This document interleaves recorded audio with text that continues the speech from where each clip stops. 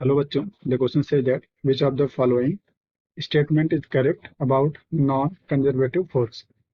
And the options are: it depends on velocity of the object, it depends on the particular path taken by the object, it depends on the initial and final position of the object, both A and B.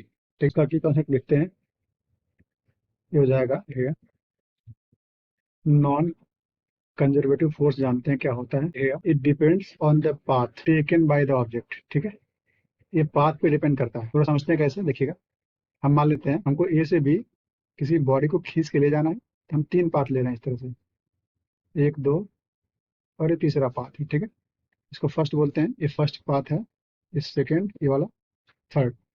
ठीक है, तो friction force कितना लगेगा, force हो जाता है। देखिए यहाँ बना देते हैं, अगर एक ऑब्जेक्ट है इस तरह से और ये मूव कर रहा है इस तरह से, इसका मास m है, तो नीचे mg लगता है, ऊपर इसका नॉर्मल फोर्स, और अगर सरफेस रफ है तो मोशन के अपोजिट लगेगा फ्रिक्शन फोर्स F।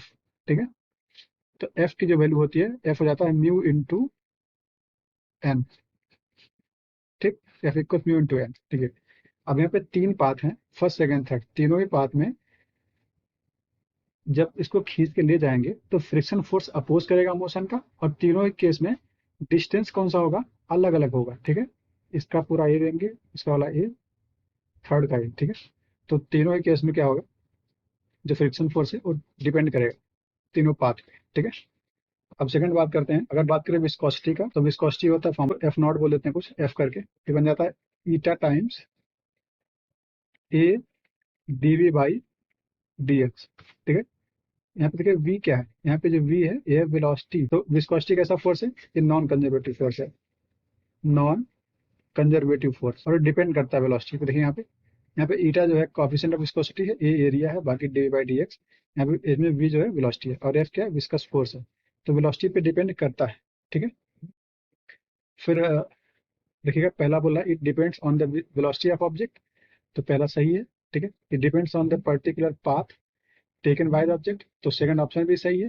ठीक है, थर्ड बोला it depends on the initial and final position of the object, इस पर डिपेंड नहीं करता है। ठीक है, थर्ड अगर लिखें यहाँ पे does not depends on initial and final positions. ठीक है, तो देखिएगा आपका ऑप्शन क्या सही हुआ, पहला बोला it depends on the velocity of object, सही है, सेकंड भी सही है, थर्ड रॉन्ग है, तो आपका option both A and B is correct. Okay, hope you understood it well, all the best.